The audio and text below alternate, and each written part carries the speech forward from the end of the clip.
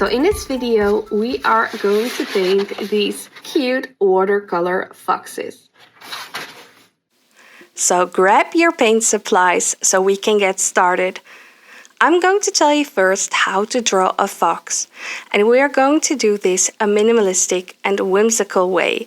So I'm using a black pen so you can see what I'm doing, starting with an ellipse for the head and the pointy ears, the body, the nose, and some details. So you will be doing this with a pencil so you can erase it.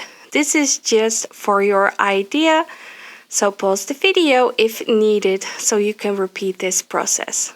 So this is just one example, but to make this repeat pattern of all the foxes, it's easiest to start with these like circular shapes on top of each other and make them slightly mixed and matched with each other, and then you can make them shaped as foxes, so with the pointy ears, and some of the foxes you can give that pointy beard.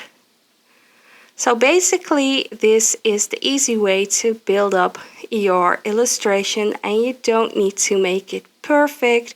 You can do this very playful, and you can draw on the eyes. Of course, I've been drawing them in right here, but you want to keep them empty, not solid, because later on you want to paint them in with the watercolor. So we are like basically creating the outlines so that later on we can fill this in with paint. So now that you have seen what I was doing with the black marker, I'm now doing this with my pencil on my actual watercolor paper. So if you want to sketch first, that's totally fine. Use some regular printer paper, but once you want to get started, use your watercolor paper. And I always recommend using an HB pencil, because this way the pencil lines are the easiest to erase from the paper. Now I am creating a bit thicker lines than I would usually do, because otherwise you would not see what I'm doing right now, but you want to create the lines as thin as possible. Keep it playful, don't really think about it. And now for their noses, I want to mix it a bit, small noses and big noses, and then use like this rectangle shape inside those round noses to make it really foxy. And then of course we must not forget the eyes, and after that the inside of the ears. And what you can do if you like is have some extra details when it comes to the nose or the beard, just so you know where you are going to paint things a bit different. But I noticed that while I'm painting, I change my mind at times, so I don't really draw in those lines everywhere. Now really enjoy this process. It's very mindful and relaxing, and you can keep it very playful. So I'm adding some details at the front where you see more of the fox, and of course adding in some foxtails at some places. And now it's time to use a soft eraser and erase the lines that you really don't need anymore in your end result. And then once you've done that, grab yourself a kneading eraser and start pressing it gently on your paper to lift off those pencil lines. So this way you have really soft pencil lines, so you still see where you need to paint, but your pencil lines won't be very much visible in the end result. And that's the way that I prefer. Now this can be a time-consuming exercise and you might get some cramp in your fingers, but this part is worth it, believe me. And now it's time for the really fun part. Of course, everything is fun, but we are here for painting. So what I always do before I start is spray some water on my paint to activate it. And now we are going to paint in all those cute foxes like it's a coloring sheet outline that we're filling in. And what I like to do beforehand, I decided which colors that I would like to use for this painting. So I decided to go with oranges, yellows and browns and some reds and pinks. And well, basically those are my main colors. And then of course there is white in foxes, and I like to use blue for that, light blue. And then for the black parts of the fox I like to use indigo blue. So because I decided my colors beforehand, now I'm just deciding for each fox which color I want it to be as a main color, and then I like to drop in some of the other colors as well so that it blends in very nicely. I like to use burnt umber for some extra shading, and I really love to build on my oranges. So use like a darker orange and then drop in some lighter. And I really love the effect of the color blending in together.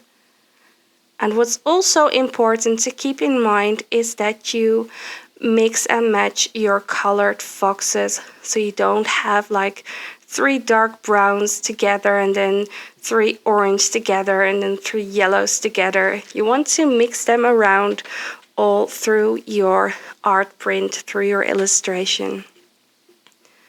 Now what you also want to try is not make the paint touch each other. I'm not waiting here for the paint to dry.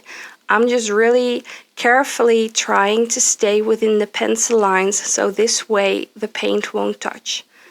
If it does, it's no problem. Then you just see some of those paints blend in together and it makes for a really nice watercolor effect. It's very playful. This doesn't need to be perfect. It's just a challenge you like to have with yourself. So also try to not paint in those pointy bits in the ears and their eyes and the noses. We are going to do that with different colors later, and for that we are going to wait for it to dry. But for now, this is a very nice, relaxing and mindful exercise. So you can put on some music while you're doing this. And if at some point I'm already finished and you aren't ready yet, then just pause the video or rewind it a bit and start watching it again. So this is just going to take some time, and I think it's the most time-consuming part of this exercise, but it's also very enjoyable. So I say have fun, and I'll get back to you.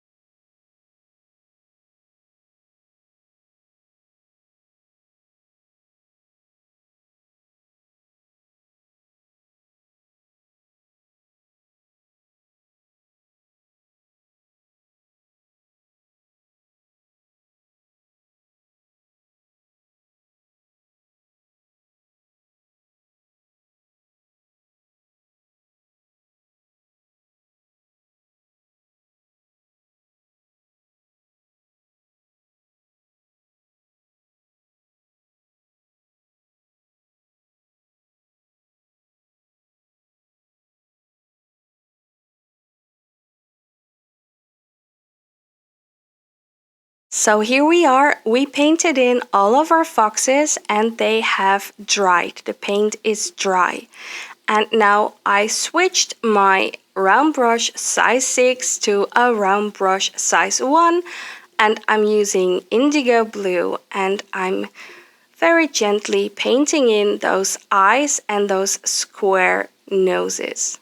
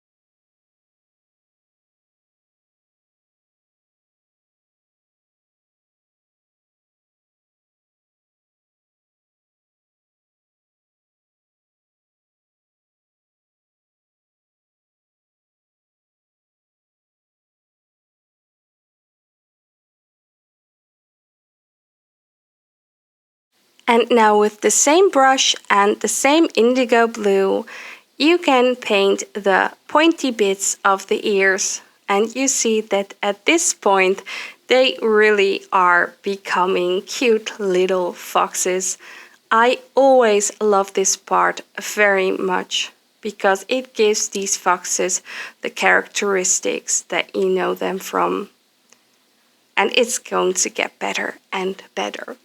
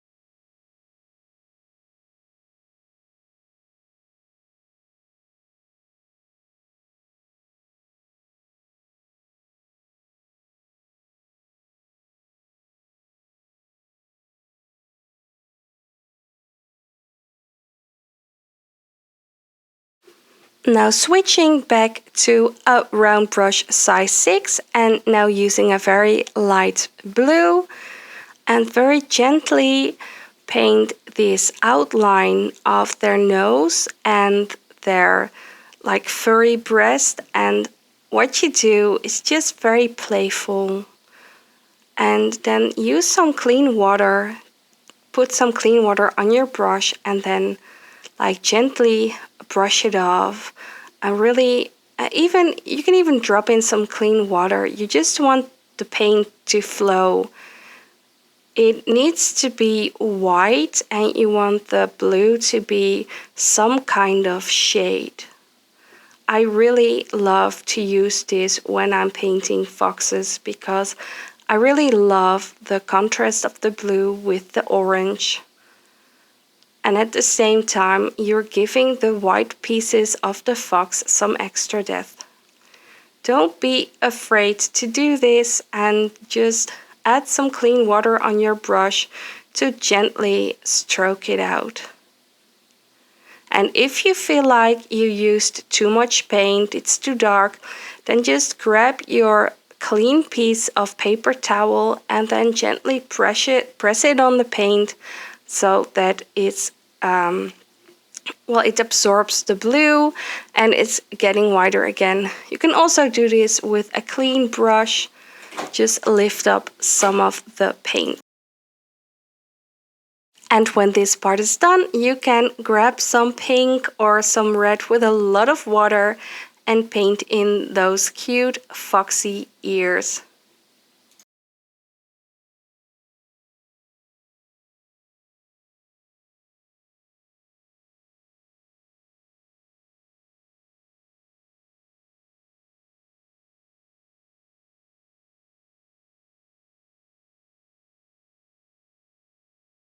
And when you are done, make sure that the paint is dry before moving on to the next step.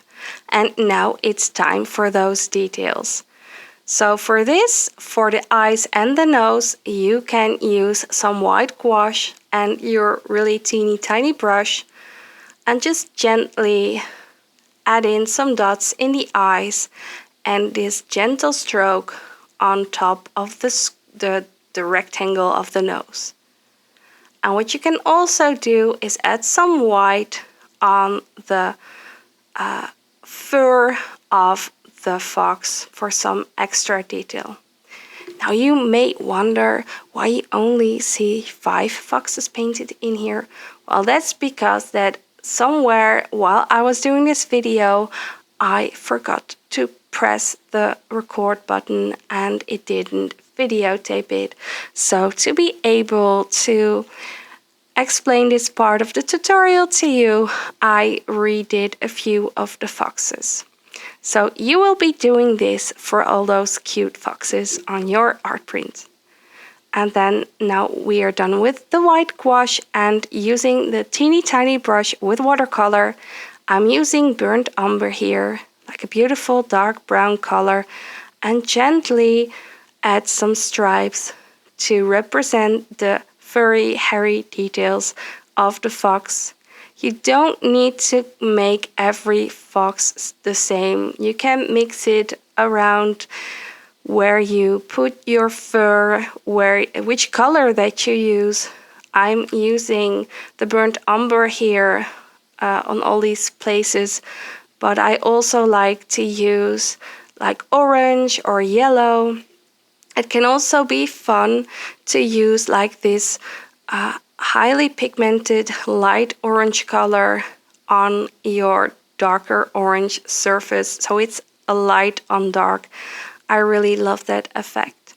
And if you don't have that color which is so highly pigmented, then you can do that later on with the pencil. But for now we are doing it with the watercolor first. And then when this process is finished, then again you need to make sure that the paint has dried before moving on to the next step, the finishing touch. This is something that I really enjoy doing, and that's using pencil to gently draw on top of your illustration and to give it this really cool pencil texture. This is also a very nice way to add in some extra shade and to give your illustration some extra depth. So I'm using orange here, and because I'm doing this on all of my foxes, even though I painted them in different colors, they all really fit together because they get this base tone color. And then with some other colors, I like to add some details as well.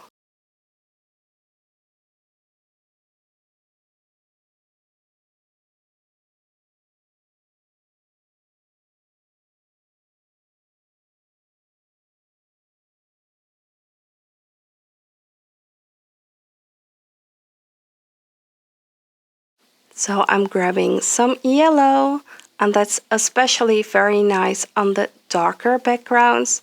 And you can even use it to draw some stripes. Really play around and have fun.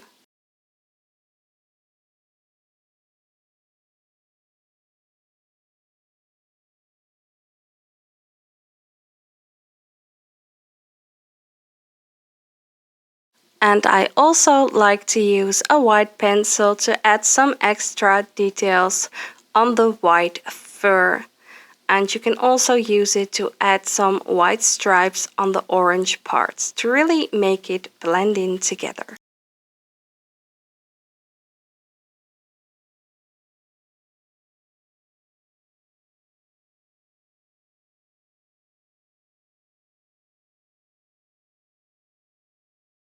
And if you dare, you can use a dark brown pencil as well to gently give the foxes some extra shading at certain places.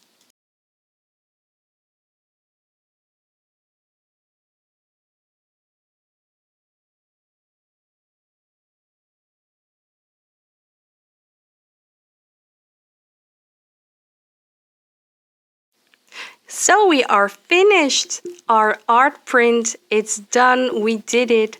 And you probably have a cool fox art print like this as well. I'm so happy that you watched this video, and if you enjoyed it, I would love it if you would give it a thumbs up, and if you want to see more of my content, then don't forget to subscribe. Hope to see you in the next video.